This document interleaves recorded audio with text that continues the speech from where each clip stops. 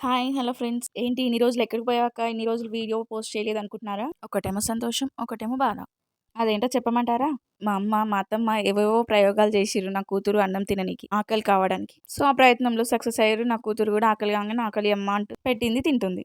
Same కుంభకర్ణుడిలాగా తట్టుకోలేకపోతున్నాం. So, అలా మారడానికైతే నేను happy.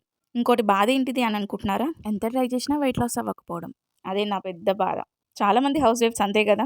Video విషయానికొస్తే యాదాద్రి భువనగిరి జిల్లాలో పులి తిరుగుతున్నదని అన్నీ కూడా వీడియోలలో పెడుతున్నారు. ఆ యాదాద్రి భువనగిరి జిల్లా నుంచి జనగాం జిల్లాకు కూడా వచ్చేసింది. అదేంటో గానీ 2 నెలల క్రితం మహారాష్ట్ర బార్డర్ దాటి తెలంగాణలో ప్రవేశించి అక్కడి నుంచి అన్ని ఊర్లు దాటుతూ దాటుతూ వస్తుంది. ఏ అడవి నచ్చలేదానే ఒక అడవిలో ఉండక ఇవన్నీ కూడా తిరుగుతున్నావు. ఇదేదో పుణ్యక్షేత్రాలు అన్నట్టుగా అన్ని ఊర్లు తిరుగుతూనే ఉంది. మా జనగాం జిల్లాలో కూడా ప్రవేశించింది. మా చుట్టుపక్కల ఊర్లల్లో మొత్తం కూడా తిరుగుతుంది. ఆ పులి ఇక్కడి నుంచి ఎప్పుడు పోతుందో గానీ భయంతో బతికేయాల్సిందే. ఇంటి నుండి బయటికెళ్ళడానికే ఫుల్ భయమైతుంది. అలాంటిది ఎంతో భయపడుతూ అమ్మ వాళ్ళ స్కూల్‌కెళ్ళి ఆమెను తీసుకొనొచ్చిన. అమ్మ వాళ్ళ స్కూల్ చుట్టుపక్కల మొత్తం కూడా పత్తి చేనులు, పొలాలు ఉంటాయి. అది ఎక్కడి నుంచి వస్తదా అని ఫుల్ భయపడుతూ, భయపడుతూ వెళ్ళిన. నేను రోజు కూడా వెళ్తాను కానీ, ఎంత బావుందబ్బా వ్యూ అనుకుంటా వెళ్తా. చిన్నగా నడుచుకుంటూ ఎళ్ళేదాన్ని. అలాంటిది ఈరోజు మాత్రం ఏ వైపు నుంచి పులొస్తదో అని భయపడుకుంటూ దబ దబ ఉరికిన.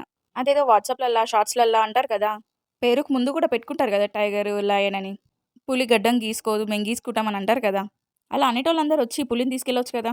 మాకీ బాధ తప్పేది. కానీ కొంచెం జాగ్రత్తగా ఉండండే. వీడియో నచ్చితే లైక్ చేయండి, షేర్ చేయండి, subscribe to my YouTube channel. Thanks for watching this video. By by.